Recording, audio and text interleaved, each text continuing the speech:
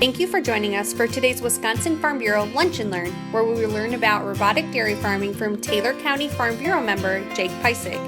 Get all of your questions answered by typing them in the comments section below. Hello, I'm Jake Peisig from JTP Farms. We're located in Dorchester, Wisconsin, which is kind of in the central part of the state. We milk 240 cows with 4 DeLaval robots. We've been farming in this location since 2012. January of 2012 we began milking, so we've been in this facility a shade over 5 full years. And I farm here with my dad as well as a couple part-time employees. We raise about 750 acres worth of crops, some for cash grain and the rest is to feed our animals.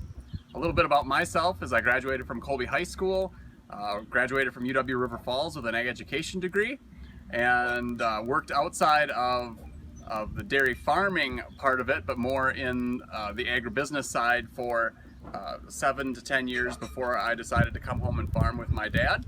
Our dairy is part of a transition process that includes, basically when we built this facility, I invested and bought all the cows for the facility and my dad built the facility, and then every month what I do is I write out basically a rent check to him as well as buying all my feed from him, and then he is also my custom heifer raiser. After the first 7 years are complete, I have the option to basically buy the buildings and the 80 acres from him, and then he'll continue to provide my feed until we decide to transfer all that over and I buy the land from him, the rest of the land from him, etc. I am third generation dairy farming on this facility, or on this site, excuse me. My grandpa lives just up the driveway. He used to milk 60 cows and my dad milked 120 cows until we built the new facility up here. So I guess, welcome to JTP. Welcome to the inside of our barn.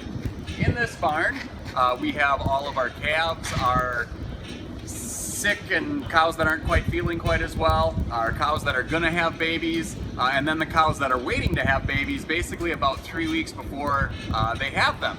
And then also in this barn we have 4 different pens of about 60 to 65 cows, and each of those pens has one robot that takes care of the milking in each pen, and we'll go into that a little bit later. As you can see right there, we do have a cross-ventilated barn, which means that we have big fans that pull the air through our barn at about 8.5 miles per hour. The white curtains that you see hanging from the ceiling are what they call baffles, and those baffles are what help keep the air pulled down over the top of the cows. Today it's about 85 degrees and it's very comfortable in here because of the 8-mile-an-hour breeze blowing through the barn and over the top of the cows, and the cows are very happy. As we're kind of panning around here, you're going to see a bunch of cows laying down, you're going to see some cows eating, they're laying on their sand stalls being very comfortable, chewing their cud and making milk. Since cows mostly make their milk when they're laying down, you want them to be as comfortable as possible. As she's kind of panning around, those are the cows down there that are going to have their babies. Once again, just enjoying the summer day, kind of looking at you. Those are our straw-bedded packs where the cows lay down to have their babies. And then way over there along the far wall are the calf hutches where the babies are for the first 10 to 14 days of life. Here at JTP, we use sand for bedding for our cows. The sand we use is a byproduct from the fracking industry. It's a lot like beach sand, really fine, or kind of the stuff that you would play volleyball in at the park or in a league. It works great, and our cows think like they're laying on the beach all the time. It's really comfortable, and cows really like it.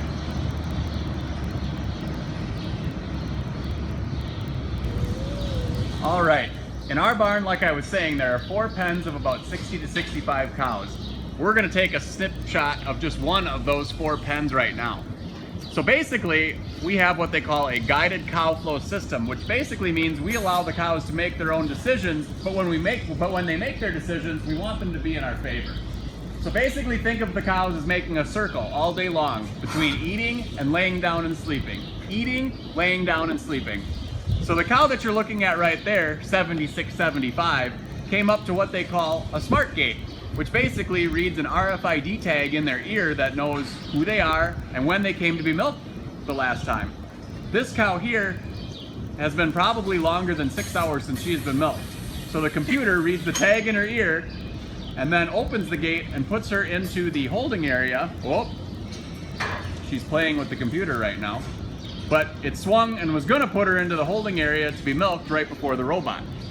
If she wasn't supposed to be milked, saying she was only milked like 2 hours ago, the gate would swing the other direction and she would be allowed to go back to eat again. This way, she'll go through the robot, get milked, and then come back out to the feed alley to eat again. The average cow goes through that gate right there 10 to 11 times per day, which means they eat 10 to 11 meals per day and get 10 to 11 naps per day.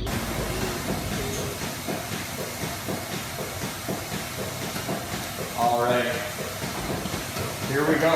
This is actually cow number 7675 that was standing at the smart gate before. The first thing the robot does is identify what cow is actually in the robot using that RFID tag that was in her ear. Then it grabs what we call a prep cup, which is what it's doing right now, and using a cleansing and sanitizing solution and some warm water, it swirls it around in each teat and then vacuum dries it just like that. The red light you see is actually a laser along with a camera that is used to help find the teat.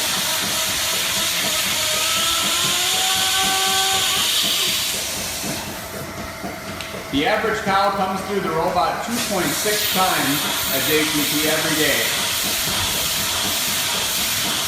giving about 35 to 38 pounds per visit.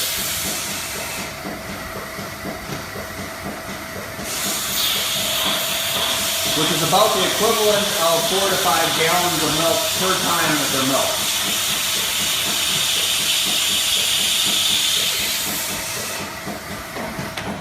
From here, the milk travels to the bulk tank or a storage tank that is located in a different part of the barn.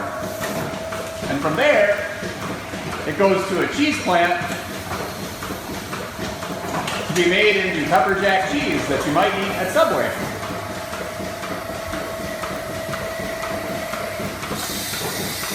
Right now, the robot is attaching the individual teat cups to the teats. Inside those cups is a pulsating action that mimics like hand milking a cow. The milk is then swept away through the hoses to the tank I was talking about earlier.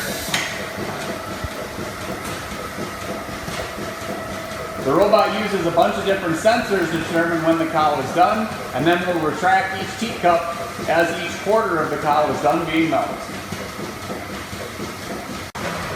So as you can see, it's retracting the teat cups as she gets done being milked here.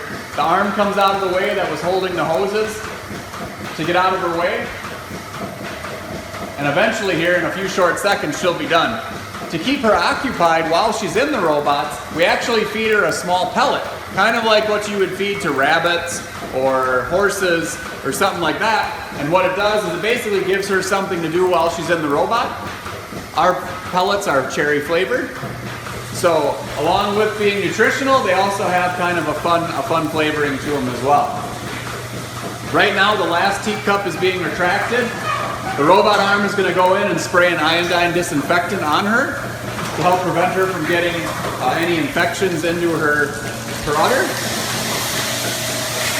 The unit is going to disinfect. She is going to be let out, and the next cow is going to be let in.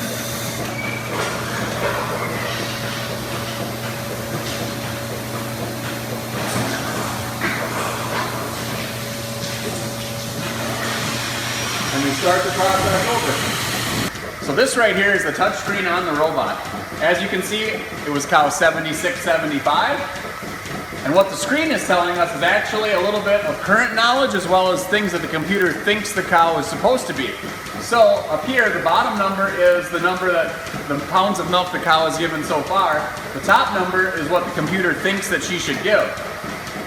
And that does the same for all 4 of the cow's quarters. So we have the right front, the right rear, the left front, and the left rear.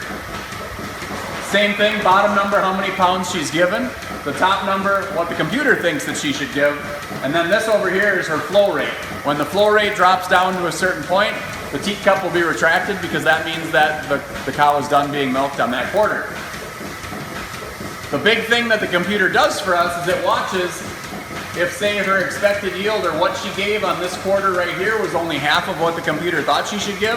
The cow might be sick and might not be feeling well since she didn't produce as much milk as what the computer thought that she should give. This cow is doing fine, but she's actually over where the cow thinks the amount of milk is that she should give. Here comes the cow out of the robot. So you might be thinking, because you milk with robots, that means that you can go to Mexico for 2 weeks at a time, right? Well, that's not entirely true. You see, these robots milk cows 24 hours a day, 7 days a week, 365 days a year. The nice thing is, they don't take sick days. They never have to leave for a family emergency, and they always show up to work on time.